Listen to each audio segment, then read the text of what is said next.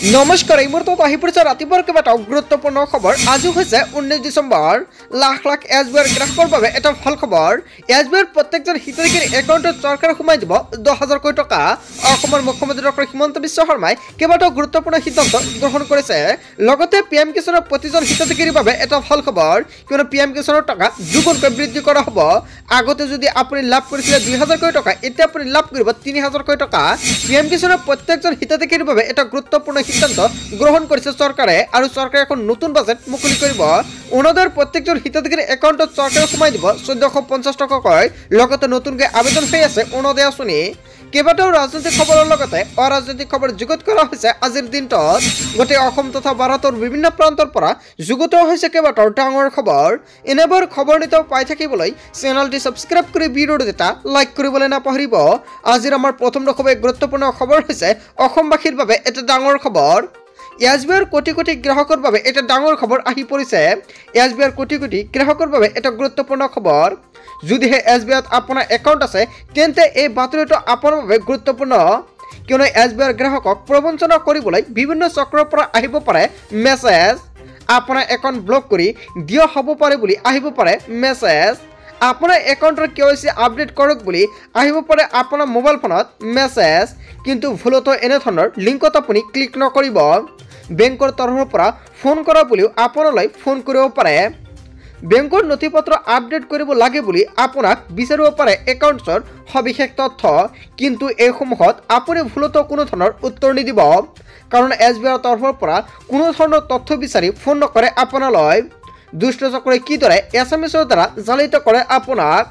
এক নম্বৰটো উল্লেখ কৰিছে এছবিআই কেতিয়াও KYC আপডেট কৰিবলৈ বা একাউণ্ট আনব্লক কৰিবলৈ বা SMS, ইমেইল বা হোৱাটছএপত লিংক প্ৰেৰণ নকৰে। 2 নম্বৰত উল্লেখ কৰিছে আপোনাৰ ব্যক্তিগত কাৰ্ড বা ATM কাৰ্ডৰ সবিশেষ কোনো লোকৰ লগত আপুনি শ্বেয়াৰ নকৰিব। 3 নম্বৰত উল্লেখ কৰিছে এনেধৰণৰ ফোন কল বা মেছেজ আহিলে আপুনি এতিয়া ফোন কৰক 1930 নম্বৰত, আৰু এইটো নম্বৰ আপুনি ছেভ কৰি ৰাখক। হঠাৎ অকৰ্তৃত্বশীল লেনদেন বন্ধ কৰিবলৈ অথবা ATM কাৰ্ড, ক্ৰেডিট কাৰ্ড লগতে ব্লক কৰিবলৈ যদি কিবা অসুবিধা হয় নিশ্চয় আপুনি কৰিব পাৰিব। তাৰ বাবে সেইখন নম্বৰতে আপুনি কৰিব পাৰিব ফোন কল। তাৰ বাবে এছবিআইৰ তৰফৰ পৰা কেইবাটাও নম্বৰ মুকলি কৰা হৈছে, আৰু ফোন নম্বৰ দুটা হৈছে 18001234 আৰু আন এটা নম্বৰ হৈছে 18002100 নম্বৰত আপুনি যোগাযোগ কৰিব পাৰিব। এছবিআইৰ প্ৰতিজন গ্ৰাহকৰ বাবে এটা গুৰুত্বপূৰ্ণ খবৰ। তাৰপিছত অসমবাসী ৰাজুক জনাইছোঁ আমাৰ পৰৱৰ্তী খুবেই গুৰুত্বপূৰ্ণ খবৰ। লগতে এটা ডাঙৰ খবৰ, অৰুণোদয় আঁচনিৰ বাবে নতুনকৈ আবেদন কৰা সকলৰ বাবে এটা ডাঙৰ খবৰ, কিয়নো 10 তাৰিখে লাভ কৰিব লাখ লাখ অৰুণোদয় হিতাধিকাৰী একাউণ্টত টকা। আপোনাৰ বেংক একাউণ্টত কৰক একেটা গুৰুত্বপূৰ্ণ কাম। আপুনি নতুনকৈ অৰুণোদয় আঁচনিৰ বাবে আবেদন কৰিছে নেকি? অসমৰ মুখ্যমন্ত্ৰী ডক্টৰ হিমন্ত বিশ্ব শৰ্মাই কেইবাটাও গুৰুত্বপূৰ্ণ সিদ্ধান্ত গ্ৰহণ কৰিছে অৰুণোদয় হিতাধিকাৰীৰ বাবে। যদি আপুনি নতুনকৈ আবেদন কৰা নাই অতি শীঘ্ৰে আবেদন কৰি লৈ লওক, কিয়নো 10 তাৰিখে লাখ লাখ লোকৰ একাউণ্টত হ'ব অৰুণোদয় আঁচনিৰ 1250 টকাকৈ। কোনে কোনে লাভ কৰিব এই ধনৰাশি? অৰুণোদয় আঁচনিৰ লাখ লাখ হিতাধিকাৰী একাউণ্টত জমা হ'ব 1250 টকাকৈ। বৃদ্ধ পেঞ্চন আঁচনিৰ ধন জমা হ'ব আপোনাৰ একাউণ্টত। বিধৱা পেঞ্চন আঁচনিৰ ধন জমা হ'ব একাউণ্টত। প্ৰতি মাহৰ 10 তাৰিখে হিতাধিকাৰী একাউণ্টত ধন সোমোৱাটো নিশ্চিত কৰিছে চৰকাৰে, আৰু এতিয়া নতুন আৰু পুৰণি হিতাধিকাৰী সকলোৱে নতুনকৈ নাম পঞ্জীয়ন কৰিব লাগিব। এতিয়া গাঁও সভাত গৈ আপোনাৰ নামটো পঞ্জীয়ন কৰি লৈ লওক। যদিহে আপোনাৰ বেংক একাউণ্টৰ KYC আপডেট কৰা নাই শীঘ্ৰে কৰি লওক। আধাৰ কাৰ্ডৰ সৈতে লিংক কৰক বেংক একাউণ্ট। পান কাৰ্ড, আধাৰ দুয়োটা নম্বৰৰ সৈতে লিংক কৰিব লাগিব বেংকৰ একাউণ্টৰ লগত। বেংক একাউণ্টত পান আৰু আধাৰ লিংক হোৱাৰ পিছত আপোনালৈ আহিব OTP। ইয়াৰ পিছতে আপুনি নিশ্চিত হ'ব বেংক একাউণ্টত ধন জমা হোৱাটো। লাখ লাখ কৃষকৰ বাবে এটা ভাল খবৰ, কিয়নো পিএম কিষাণৰ প্ৰতিজন হিতাধিকাৰীৰ বাবে এটা গুৰুত্বপূৰ্ণ খবৰ আহি পৰিছে।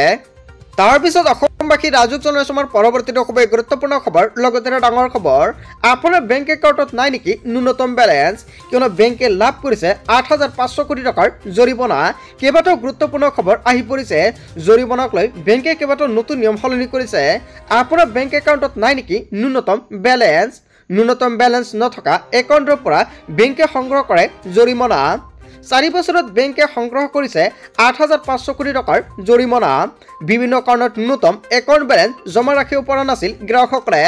পাঞ্জাৱ নেশ্যনেল বেংক, লগতে bank of Baroda, Indian bank, Canada bank, আৰু এইসমূহ বেংকত যদি আপোনাৰ একাউণ্ট আছে তেনে ক্ষেত্ৰত আপুনি সাৱধান হওক, কিয়নো বেংক অফ ইণ্ডিয়াই সংগ্ৰহ কৰিছে এক বৃহৎ পৰিমাণৰ জৰিমনা। বিত্তবৰ্ষ 2020 বা 2024 ভিতৰত সংগ্ৰহ কৰা হৈছে এই বৃহৎ জৰিমনা। একমাত্ৰ SBIৰ ন্যূনতম বেলেঞ্চৰ ক্ষেত্ৰত জৰিমনা নাই, কিয়নো SBIত কোনো ধৰণৰ ন্যূনতম বেলেঞ্চ থকা বুলি কোনো ধৰণৰ প্ৰকাশ পোৱা নাই বা কোনো ধৰণৰ তালিকাও অহা নাই। আৰু SBIত যদি আপোনাৰ 1 টকাও থাকে তেনে ক্ষেত্ৰত কিন্তু কোনো ধৰণৰ জৰিমনা নহয়, কিয়নো ইয়াত কোনো ধৰণৰ ন্যূনতম বেলেঞ্চ ৰখাকলৈ কোনো ধৰণৰ নিৰ্দেশনা জাৰি কৰা নাই। SBIক বাদ দি 11 টকীয়া ৰাজহুৱা খণ্ডৰ বেংক সংগ্ৰহ কৰিছে এই বৃহৎ পৰিমাণৰ জৰিমনা। লোকসভাত পোহৰলৈ আহিছে এই বিশেষ তথ্য। হয় বন্ধু বান্ধৱীসকল, এটা ডাঙৰ খবৰ, এটা গুৰুত্বপূৰ্ণ খবৰ আহি পৰিছে। যদি আপোনাৰ এইকেইটা বেংকত একাউণ্ট আছে তেনে ক্ষেত্ৰত ন্যূনতম বেলেঞ্চটো আপুনি মেইনটেইন কৰক, নহ'লে আপোনাৰ ডাঙৰ পৰিমাণৰ জৰিমনা বিহা হ'ব। তাৰপিছত অসমবাসী ৰাজুক জনাইছো আমাৰ পৰৱৰ্তী খুবেই গুৰুত্বপূৰ্ণ খবৰ, লগতে এটা ডাঙৰ খবৰ। নতুন বছৰত দুগুণ হ'ব PM কিষাণৰ ধনৰাশি। বছৰি 6,000 টকাৰ সলনি 12,000 টকালৈকে বৃদ্ধিৰ পৰামৰ্শ। প্ৰধানমন্ত্ৰী কিষাণ সন্মান নিধি যোজনাৰ ধন লাভ কৰা কৃষকৰ বাবে এটা ভাল খবৰ। নতুন বছৰত বৃদ্ধি পাব পাৰে PM কিষাণ আঁচনিৰ ধনৰাশি। দুগুণলৈ বৃদ্ধি পাব পাৰে এই ধনৰাশিৰ পৰিমাণ। বছৰি 6,000 টকাৰ সলনি 12,000 টকালৈকে বৃদ্ধিৰ পৰামৰ্শ। কৃষি মন্ত্ৰালয়ৰ সংসদীয় কমিটিয়ে চৰকাৰে আগবঢ়াইছে এই পৰামৰ্শ। এই পৰামৰ্শৰ ভিত্তিত কেন্দ্ৰীয় চৰকাৰে গ্ৰহণ কৰিব সিদ্ধান্ত। 2025-26 বৰ্ষৰ বিত্তীয় বাজেটত বৃদ্ধি কৰিব পাৰে PM কিষাণৰ পুঁজিৰ পৰিমাণ। হয় বন্ধু বান্ধৱীসকল, যদি আপুনি PM কিষাণৰ টকা লাভ কৰে তেন্তে আপোনাৰ বাবে এটা গুৰুত্বপূৰ্ণ খবৰ, কিয়নো আপোনাৰ একাউণ্টত চৰকাৰে অহা বছৰৰ পৰা 3,000কৈ টকা সোমাই দিব পাৰে। চৰকাৰে বছৰি 12,000 টকালৈকে বৃদ্ধি কৰাৰ সিদ্ধান্ত গ্ৰহণ কৰিছে। তাৰপিছত অসমবাসী ৰাজুক জনাইছো আমাৰ পৰৱৰ্তী খুবেই গুৰুত্বপূৰ্ণ খবৰ, লগতে এটা ডাঙৰ খবৰ। বিজেপিৰ এজন সাংসদ থাকিলেও ধৰ্মৰ নামত সংৰক্ষণ মানি লোৱা নহ'ব। ৰাজ্যসভাত অমিত শ্বাহৰ ঘোষণা। অমিত শ্বাহে কেইবাটাও গুৰুত্বপূৰ্ণ মন্তব্য কৰিছে। সদনত বিজেপিৰ সাংসদ থকালৈকে ধৰ্মৰ নাম সংৰক্ষণ মানি লোৱা নহ'ব বুলি হুংকাৰ প্ৰদান কৰিছে অমিত শ্বাহে। ধৰ্মৰ নামত সংৰক্ষণ, ধৰ্মৰ নামত লগতে আৰক্ষণ অসাংবিধানিক বুলি মন্তব্য কৰিছে। ভাৰতৰ 2খন কংগ্ৰেছ শাসিত ৰাজ্যত বৰ্তমানেও আছে ধৰ্মৰ নামত সংৰক্ষণ। ধৰ্মৰ নামত কেতিয়াও সংৰক্ষণ থাকিব নোৱাৰে। কংগ্ৰেছে 50% সংৰক্ষণৰ বাবে দাবী কৰি আহিছে। 50% সংৰক্ষণ দি মুছলমানক সংৰক্ষণ কৰিব বিচাৰিছে। ধৰ্মৰ নামত সংৰক্ষণ দিব বিচাৰে কংগ্ৰেছে। দুয়োখন সদনত বিজেপিৰ এজনো সাংসদ থকালৈকে ধৰ্মৰ নামত সংৰক্ষণ নহ'ব বুলি মন্তব্য কৰিছে। সংবিধান বিৰোধী ধৰ্মৰ নামত সংৰক্ষণ আমি আনিবলৈ নিদিওঁ। অমিত শ্বাহৰ এই মন্তব্যৰ পিছতেই সদনত সৃষ্টি হয় উত্তপ্ত পৰিস্থিতিৰ। কংগ্ৰেছ আৰু বিৰোধীয়ে বিৰোধিতা কৰে অমিত শ্বাহৰ এই মন্তব্যক। হয় বন্ধু বান্ধৱীসকল, এটা ডাঙৰ খবৰ মুকলি আহিছে। ইয়াৰ বিষয়ত জনতাই কি ক'ব, অমিত শ্বাহে যিটো মন্তব্য কৰিছে, যদি আপোনাৰ কিবা মন্তব্য কৰিব লগা থাকে আপোনাৰ মন্তব্যটো নিশ্চয় কমেণ্ট বক্সত জনাই দিব। তাৰপিছত অসমবাসী ৰাজুক জনাইছো আমাৰ পৰৱৰ্তী খুবেই গুৰুত্বপূৰ্ণ খবৰ, লগতে এটা ডাঙৰ খবৰ।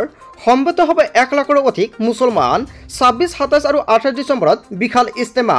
ইছলাম ধৰ্মাৱলম্বী লোকসকলৰ বাবে এটা ভাল খবৰ। বৰপেটাৰ বাঘবৰত অনুষ্ঠিত হ'বলগীয়া গৈ আছে এই বিশাল ইজতেমা। 26, 27 আৰু 28 ডিচেম্বৰত অনুষ্ঠিত হ'ব জিলাভিত্তিক ইজতেমা। বাঘবৰৰ হাওৰা পথাৰত গাঁৱত অনুষ্ঠিত হ'ব এই ইজতেমা। আৰু ইজতেমাৰ কাম কাজত বিখন সম্পূৰ্ণকৈ ইছলাম ধৰ্মীয় লোকসকলে ইয়াক লৈ যোজা আৰম্ভ কৰিছে আৰু বিখন ব্যস্ত হৈ পৰিছে ইছলাম ধৰ্মাৱলম্বী লোকসকলে। ইজতেমাত সমবেত হ'ব 1 লাখৰো অধিক লোক। কেৱল এয়াই নহয়, সমূহৰ ৰাইজৰ সহায় সহযোগিতা বিচাৰিছে এতিয়া পৰিচালনা সমিতিয়ে। তাৰপিছত অসমবাসী ৰাজুক জনাইছো আমাৰ পৰৱৰ্তী খুবেই গুৰুত্বপূৰ্ণ খবৰ, লগতে এটা ডাঙৰ খবৰ। লাখ লাখ মুছলমানৰ বাবে এটা ভাল খবৰ, কিয়নো 29 এপ্ৰিলৰ পৰা আৰম্ভ হ'ব হজ যাত্ৰা। লাখ লাখ মুছলমানৰ বাবে এটা ভাল খবৰ। হজ যাত্ৰাক লৈ আহি গ'ল এটা ডাঙৰ খবৰ। নতুন বছৰত হজ যাত্ৰাৰ তাৰিখ ঘোষণা। 2025 বৰ্ষৰ 29 এপ্ৰিলৰ পৰা আৰম্ভ হ'ব হজ যাত্ৰা। 15 মেলৈকে অব্যাহত থাকিব হজ যাত্ৰা। 21 জুনৰ পৰা 10 জুলাইৰ ভিতৰত উভতি আহিব যাত্ৰীসকল। 2025ত 1,20,961 গৰাকী হজ যাত্ৰী ৰাওনা হ'ব ভাৰতৰ পৰা। হাজীসকলৰ বাবে পৰ্যাপ্ত সকলো সুবিধা কৰিছে চৰকাৰে। হয় বন্ধু বান্ধৱীসকল, অৱশেষত হজ যাত্ৰাক লৈ কেইবাটাও গুৰুত্বপূৰ্ণ খবৰ আহি পৰিছে। তাৰপিছত অসমবাসী ৰাজুক জনাইছো আমাৰ পৰৱৰ্তী খুবেই গুৰুত্বপূৰ্ণ খবৰ, লগতে এটা ডাঙৰ খবৰ। ৰাজনীতি হ'লে বিধানসভা লোকসভাত হ'ব, পঞ্চায়ত নিৰ্বাচনত নহয়। কেইবাটাও গুৰুত্বপূৰ্ণ মন্তব্য মুকলি আহিছে পঞ্চায়ত নিৰ্বাচনক লৈ। গাঁওবাসীৰ প্ৰিয় ব্যক্তিহে খেলিব নিৰ্বাচন, নাথাকে প্ৰতীক চিহ্ন। পঞ্চায়ত নিৰ্বাচনক লৈ কেইবাটাও গুৰুত্বপূৰ্ণ খবৰ আহি পৰিছে। ৰাজনীতিমুক্ত হ'ব পঞ্চায়ত নিৰ্বাচন। প্ৰতীক চিহ্ন অবিহনে অনুষ্ঠিত হ'ব এইবাৰৰ পঞ্চায়ত নিৰ্বাচন। পঞ্চায়তৰ সদস্য আৰু সভাপতিৰ বাবে নাথাকিব কোনো দলীয় চিহ্ন। ৰাজনীতি হ'লে বিধানসভা লোকসভাত হ'ব, পঞ্চায়ত নহয়। হয় বন্ধু বান্ধৱীসকল, পঞ্চায়তত কিন্তু নহয়। যদি ৰাজনীতি হয় তেনে ক্ষেত্ৰত বিধানসভা আৰু লোকসভাত হ'ব। বহু ব্যক্তিক ৰাইজে বিচৰাৰ পিছতো নাপায় পঞ্চায়ত নিৰ্বাচনৰ টিকট। দলীয় সমৰ্থন নথকাৰ বাবে বহুতো নিৰ্বাচনৰ পৰা আঁতৰি থাকে। গাঁওবাসীৰ প্ৰিয় ব্যক্তিয়েহে খেলিব পাৰিব পঞ্চায়ত নিৰ্বাচন।